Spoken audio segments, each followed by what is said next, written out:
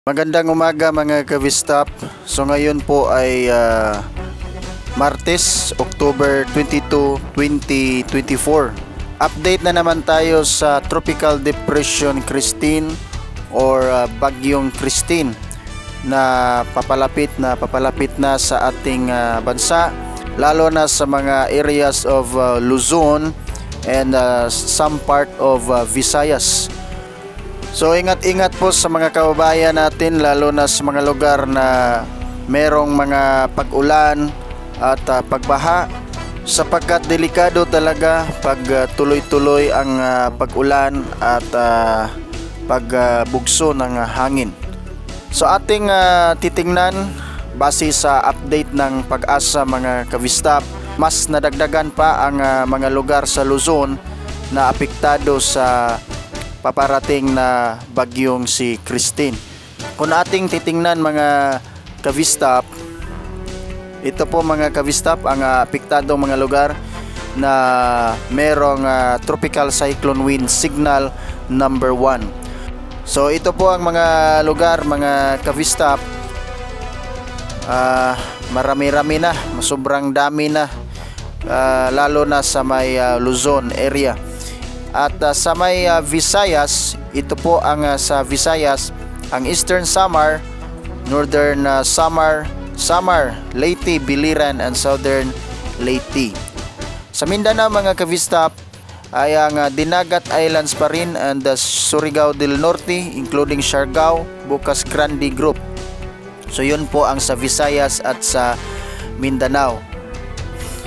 At kung titingnan naman natin ang location ng eye center sa bagyo na si Christine, the center of Tropical Storm Christine was estimated based on all available data at 390 kilometers east of Virac, Catanduanes.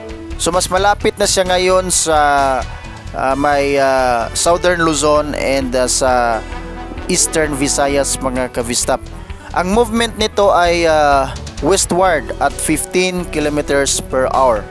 So ang lakas ng bagyong si Christine ay meron siyang maximum sustained winds of 65 kilometers per hour near the center and gustiness of up to 80 kilometers na. So medyo lumakas-lakas na ang si Christine sa araw na ito. So doble ingat mga Kavistap, dahil hindi biro ang 65 kilometers per hour na tatama sa isang lugar na may bugso na umabot sa 80 kilometers per hour. Sa forecast position mga Kavistap, ayon po sa Pag-asa, sa October 22, 2024, 2 p.m. ay 390 kilometers east na siya of Dait, Camarines Norte. Sa October 23, 2024, 2 a.m. 370 kilometers east of Infanta, Quezon na siya mga Kavistap.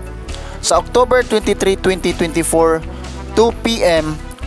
ay nandun na siya sa 145 kilometers east of Kasiguran, Aurora. Sa October 24, 2024, 2 a.m. in the vicinity of Delfin, Albano, Isabela.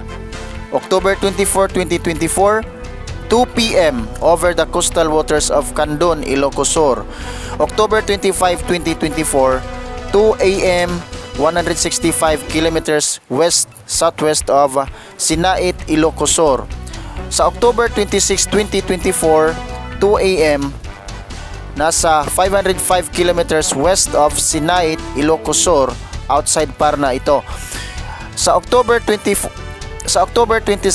mga Kavistap, 2024, 2 a.m.